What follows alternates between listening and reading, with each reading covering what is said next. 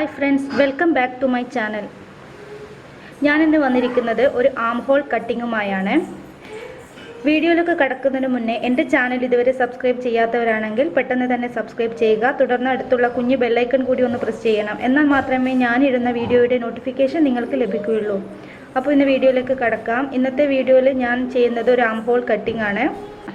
ഞാൻ ഇതിനു മുന്നേ ഒരു ഈസിയായി ആം ഹോൾ കട്ട് ചെയ്യുന്നത് ഞാൻ നിങ്ങൾക്ക് കാണിച്ചു തന്നിട്ടുണ്ട്. വേറൊരു മെത്തേഡാണ് ഞാനിവിടെ പറയുന്നത്. നിങ്ങൾക്ക് ഇതുപോലെ വേണമെങ്കിൽ ഒന്ന് ട്രൈ ചെയ്ത് നോക്കാവുന്നതാണ്. ഇതും പെർഫെക്റ്റ് ആയിട്ട് വരുന്ന ഒരു ആം ഹോൾ കട്ടിങ് തന്നെയാണ്. അപ്പോൾ ഞാനിതിൻ്റെ കൈക്കുഴിയും ചെസ്റ്റും ഷോൾഡറൊക്കെ അളന്ന് ഇവിടെ വെച്ചിട്ടുണ്ട്. ഇനി ഇതിൻ്റെ ആം ഹോൾ കട്ടിങ് എങ്ങനെ ചെയ്യുന്നതെന്ന് ഞാൻ കാണിച്ചു തരാം. 1/2 ഇഞ്ച് ആം ഹോൾ സ്ലോപ്പ് ഇവിടെ വരച്ചു കൊടുത്തിട്ടുണ്ട്. അവിടുന്ന് മുതൽ ഇതിൻ്റെ കൈക്കുഴി എത്രയാണോ വരച്ചിരിക്കുന്നത് ഒന്ന് നോക്കുക. അപ്പോൾ ഞാനിവിടെ ഒരു 6 ഇഞ്ചാണ് കൈക്കുഴി എടുത്തിരിക്കുന്നത്. അപ്പോൾ അതിൻ്റെ ഒരു പകുതി ഇവിടെ ഒന്ന് മാർക്ക് ചെയ്യണം. ആദ്യം ഇതിൻ്റെ സെൻറ്റർ പോയിൻ്റ് മാർക്ക് ചെയ്തു. അതിനുശേഷം ഞാൻ ചെയ്തത് ഇതിൻ്റെ ബാക്കോട്ടേക്ക് 1 ഇഞ്ച് മാർക്ക് ചെയ്തു. ആ 1 ഇഞ്ചിലോട്ട് ഇതിൻ്റെ സ്ലോപ്പിൻ്റെ അവിടെ നിന്ന് ഒരു സ്ട്രെയിറ്റ് ലൈൻ വരച്ചു. അതിന് ശേഷം അതിൻ്റെ സെൻറ്റർ പോയിൻ്റ് ഒന്ന് മാർക്ക് ചെയ്യണം. അപ്പോൾ അതിൻ്റെ സെൻറ്റർ പോയിൻ്റ്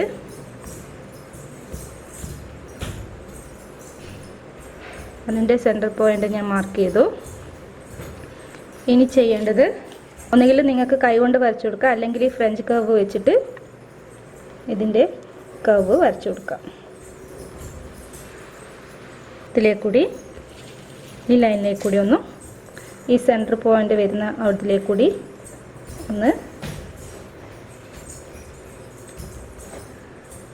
ഇതുപോലെ കർവ് ചെയ്ത് കൊടുക്കണം. ഇതാണ് നമ്മുടെ ഫ്രണ്ട് കുഴിച്ച് വെട്ടുന്നത്. ഇത് ബാക്കും. അപ്പോൾ ഇതുപോലെ വെട്ടിയെടുത്താലും നിങ്ങൾക്ക് ആം ഹോൾ പെർഫെക്റ്റ് ആയിട്ട് വരുന്നതാണ്. അപ്പോൾ നിങ്ങളും ഇതുപോലെ ഒന്ന് ട്രൈ ചെയ്ത് നോക്കുക. ഈസിയായ മെത്തേഡാണ്.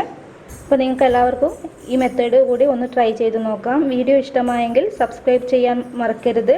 അടുത്ത വീഡിയോയുമായി വരുന്നത് വരെ നന്ദി, നമസ്കാരം. Thank you.